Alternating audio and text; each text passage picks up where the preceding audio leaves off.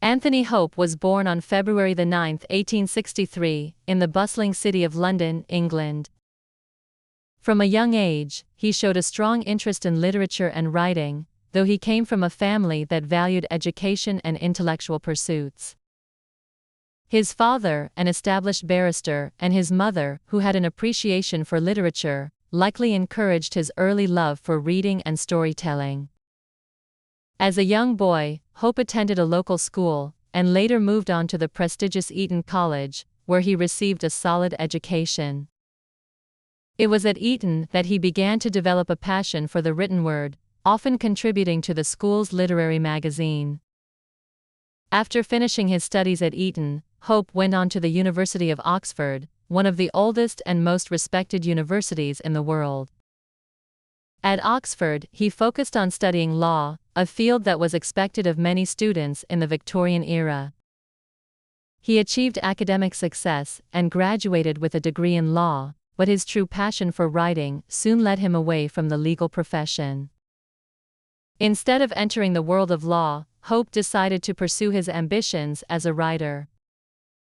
In the late 1880s, Hope began writing plays and short stories, experimenting with different genres and themes. Although his early works did not achieve great commercial success, they gave him valuable experience in writing and storytelling. He spent time in Paris and other parts of Europe, where he was influenced by the different cultures and literary traditions he encountered. His early writing style was marked by wit, humor, and a sense of adventure, which would later become central features of his most famous works.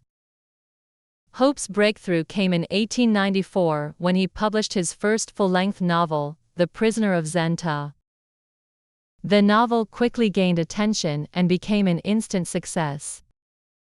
The Prisoner of Zenta tells the exciting tale of a man named Rudolf Rassendyll, who finds himself in a dangerous and thrilling situation when he is called upon to impersonate the king of a small European country called Ruritania.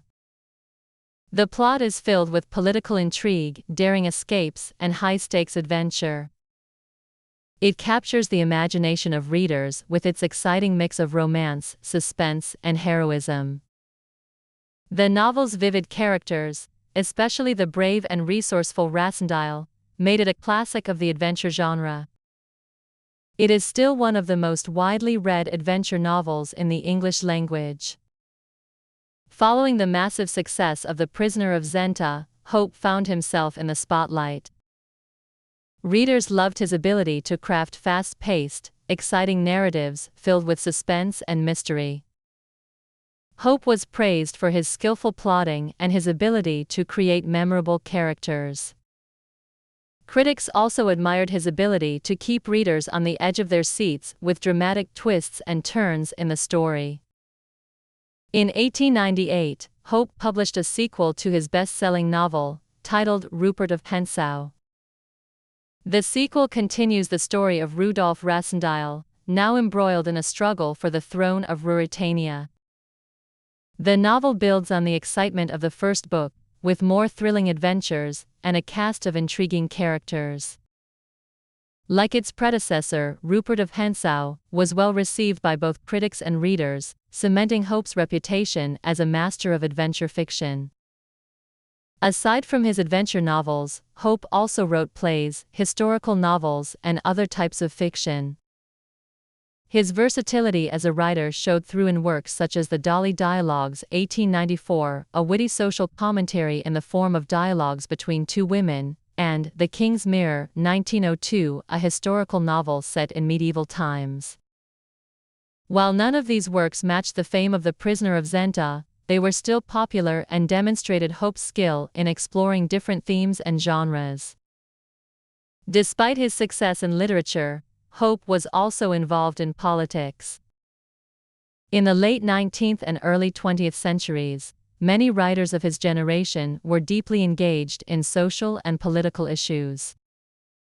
Hope, like many of his contemporaries, believed in the importance of individual liberty and democratic values. He wrote a number of essays and articles on these topics, often using his writing to address political and social questions of the day.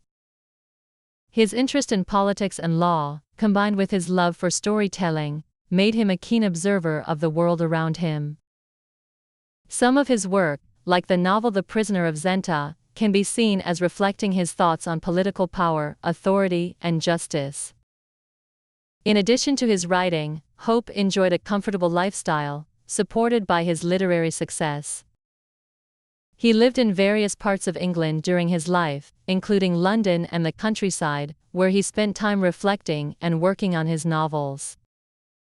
Although he was primarily known for his adventure fiction, Hope's influence spread to other forms of media, as many of his works were adapted into plays, films, and even operas. While Hope's fame remained strong for many years, his popularity began to decline in the early 20th century. New writers and different literary styles, such as modernism, began to dominate the literary world. Readers started to turn away from the traditional adventure stories that had made Hope famous, and his later works failed to capture the public's attention in the same way his earlier novels had. Despite this, Hope's books, particularly The Prisoner of Zenta, continued to have a lasting impact on the adventure genre. The impact of The Prisoner of Zenta cannot be overstated. It became the archetype for adventure stories set in fictional European kingdoms, a genre that would influence later authors like John Buchan, and even filmmakers. The book's theme of mistaken identity, royal intrigue, and daring escapades became a blueprint for many adventure stories that followed. Its enduring popularity is a testament to Hope's ability to create timeless tales of excitement and drama. Throughout his career, Hope wrote several more novels, including The Heart of Princess Ozra, 1901, and A Servant of the Public, 1902.